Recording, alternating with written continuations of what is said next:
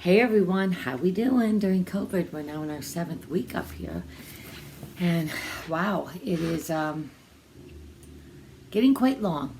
I'm looking forward to us at some point going back to New York. I really miss my friends. I really miss New York City, and I miss seeing the girls, although we have been Zooming and calling in the morning, which is nice. Episode 4. It is quite an episode, isn't it? I took some notes. I have my old Johnny Mathis album. I collect these albums. I have tons of them. And, well, let's just start. We got to start. We're back still at the lower level. I'm so happy that Luann and Ramona spoke about it because we don't want this to turn into another Fishgate episode. And I think there's a couple of things going on there. Luann lives 10 minutes away. I mean, she has a beautiful house, and the truth of the matter is it's a great idea for us all to stay together in theory, but in application, I'm sure Lou wants to be in her own house, especially since she's just getting off of probation. And it's not always so easy to be in a house where everyone's drinking all the time. And I think she's just sort of reintegrating back into everything. So she felt like she probably wanted to be home. And, Luann didn't like the room. I didn't think the room was so bad. I thought it was quite nice, actually, but I understand that she didn't feel like she was prioritized and that she, wanted to be in her house. I think that's the truth of it. So, Luann likes to be appreciated, and she is sort of in this post-healing period, and I think trying to get her bearings again and, be reintegrated back into this whole world of ours. But Ramona, I was very proud of her for stepping right up, saying she didn't want to make her feel less. And she just wanted her to come over because we do want her to come over because she's part of the group. And, we want to be all together for the weekend. But that doesn't necessarily mean that she has to sleep at the house. I, myself, wanted to stay home because God knows I can't take another one of these Hampton parties. I just find them exhausting. It just seems like there's a lot of peacocking going on, and Ramona's always looking to find her next date, and I don't really know anyone, and it's a different sort of group that I'm used to. And so I suggested we stay at home because I think nothing is more fun for the girls to just stay at home in the house like we do in the Berkshires and just have fun there where it's safe and it's comfortable and you can go to bed when you want to go to bed. Always a top priority for me. And, there's no pressure.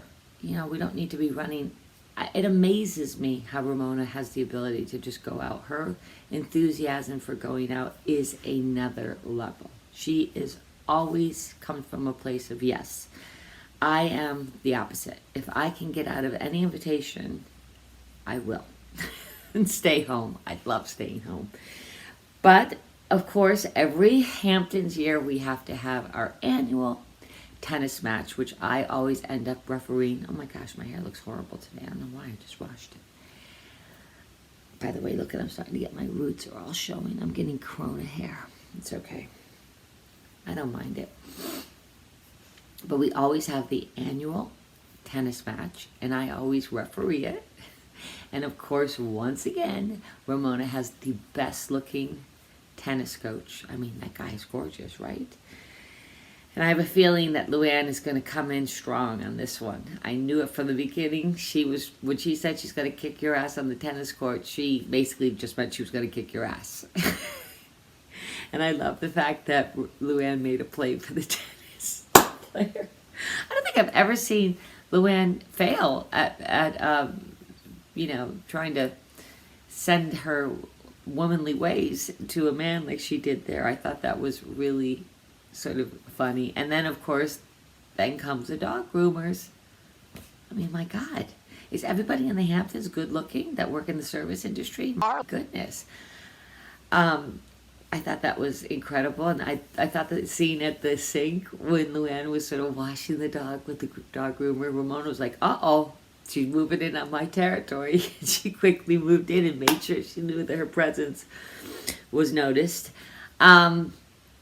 And then, of course, we come to the fun evening. Now, listen, I love these evenings because we're home, we're safe, we can bond.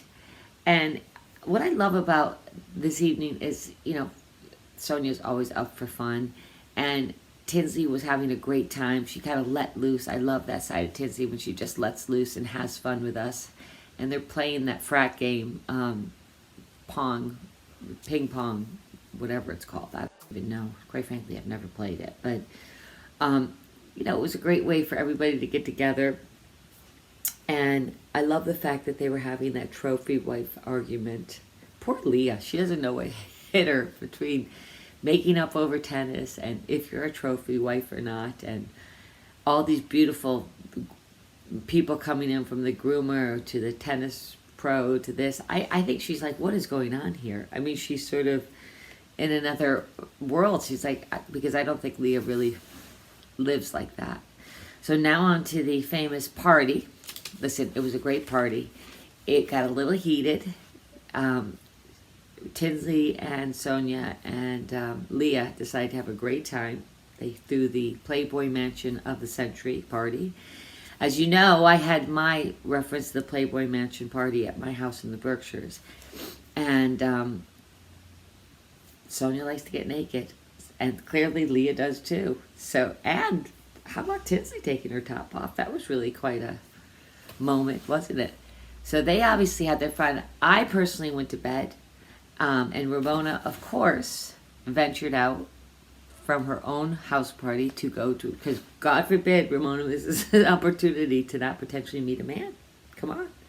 Waking up the next morning, I'm the first one to help out on things. But I sometimes get the feeling, or especially this weekend, that Ramona sort of had us, are we house guests or are we here to help her out the whole time? I mean, I am more than welcome to help out, but I should be an obligation when people come to my house, they come as my guests. And I think this idea that, like, you are obligated to get up and help, but I didn't even know. I went to bed. I didn't even know they made a mess of the kitchen. Just come up and ask. I mean, we all will chip in and help at any time, but this sort of idea that comes with the territory of being a guest is just something I don't understand. And quite frankly, the truth of the matter is when I have the girls up to my house, yes, I hire Len, because I want the girls to enjoy themselves and feel like they're having a little weekend off. And I would never in my right mind go up and demand anyone to come down and clean my kitchen. It's just a totally different mindset, I guess, which, I don't know, pitching in, making sure you're neat is one thing, but sort of being like, get down and clean my kitchen when I've run off to a party is another. I had no idea that the kitchen or the tiki party took place. I happily went to bed. I always get up in the morning and clean whatever's in the kitchen. I make my own coffee. When I'm at Ramona's, I clean out my own coffee cup. And anytime we've ever had a lunch or something, we all pitch in. But this was really something that Tinsley and Leah together should have cleaned up, to tell you the truth, because they made the mess. And I thought it was great the way Leah is so smart, so smart. She got right in there and she cleaned up the kitchen. But where was Tinsley? And what was that plate of spaghetti doing on her bed? So, no, I'm not going to come and stay with you and clean your whole house from head to toe. I will be more than happy to contribute.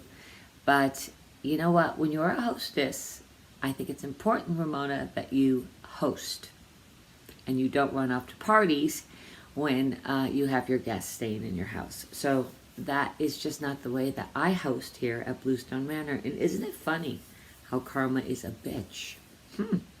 We all know what happened to my house. And that wasn't just cleaning the kitchen. That was actual physical damage to the house. So it's true, what comes around goes around. So maybe, you know, we'll all think a little differently about this going forward and when we're staying in people's houses. So I'm very excited about next week. I think that's what's really great is we're seeing Leah's strong personality coming out. She is a great addition to the show. I love her one-liners and I love her confessionals. I could watch them all day long. And now we're going to see that Sonia is going to do a really great, she's finally going to present her Sonia by Sonia Morgan line, which is great. The fashion show is fantastic. She does give us all an outfit. Leah's outfit was not in the same sort of story as the rest of our outfits. Now the big question is, was Sonia doing that to dish her, or was she trying to give her something that she thought suited her? Let you guys think about that when you watch it. But it is a great show. The saga continues with me and John, and going through this process I've been going through. I've been making a lot of changes in my life, and I really just want to have everyone around me that is peaceful and has my back and loves me. And as I always say, people change, and sometimes you come to a point in your life where you just start questioning things. And I think the house flooding, and which, by the way, is not at all about redoing the house. It is about the fact that I had 5 dump trucks full of all my old stuff of Richard and ours go down the driveway and goodbye. I didn't have an opportunity to go through it. It was all soaking wet. So anyone out there that keeps saying that, oh, boo-hoo, you can't do a renovation, it wasn't about that. It was about watching all of my life go down the driveway, because I never really, really, really took the time to go through all of Richard's things and our things that were in the basement. And we had about 480 boxes. So I don't even know to this day what was taken out. I kind of just had to let go and let God and just say, take it. It's a mess. So I guess until next week, and I hope that you guys are enjoying the show. I hope that you guys, it was giving you a little relief during this COVID and quarantine. I myself am so ready to get back to New York, even though I know that's not going to be the same, and it's going to be a slow integration. But I took a ride to New York City last week for the day, because I had to pick up some stuff for interviews and my medicine and a couple things in my apartment. I literally went up to my apartment in my COVID mask and my gloves, got my stuff, came back down, and started driving right back up to the Berkshires. I had Greg waiting for me.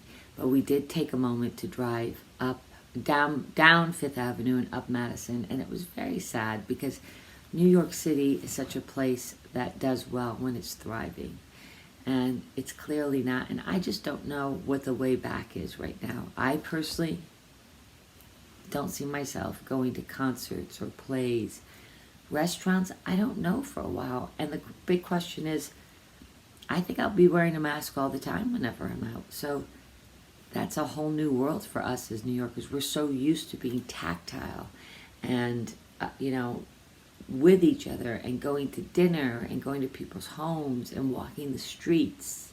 We're very sort of touchy for these things. You wonder if we're real friends, but we really are real friends. And this is usually the time of the year where we, spend a lot of time together, do all kinds of activities so we can get ready for having some fun stories for the next year. And we really like each other. We're all very close to each other. We all know each other's families. And it's really sad not to be able to be all together right now. But hopefully that will pass, and we will all be back in some shape or form. I think what's going to happen is probably we're going to have to really focus on doing more like dinner parties in our homes, and less restaurants and concerts and Broadway and all that. I hope that's not true, because I love Broadway more than anything, but I think it's going to take a minute, because I think people are afraid that this comes back again, and when we've gone through this period, and if it does come back the next time, I just don't know if our essential workers and our nurses and doctors will be able to really take it on again. These poor people are exhausted, and it's almost like a war zone. So let's say our prayers, let's stay home, let's stay safe, let's keep enjoying the Real Housewives of New York City. It's only getting better and better every week. I'm telling you, it's a great season. And keep making it nice,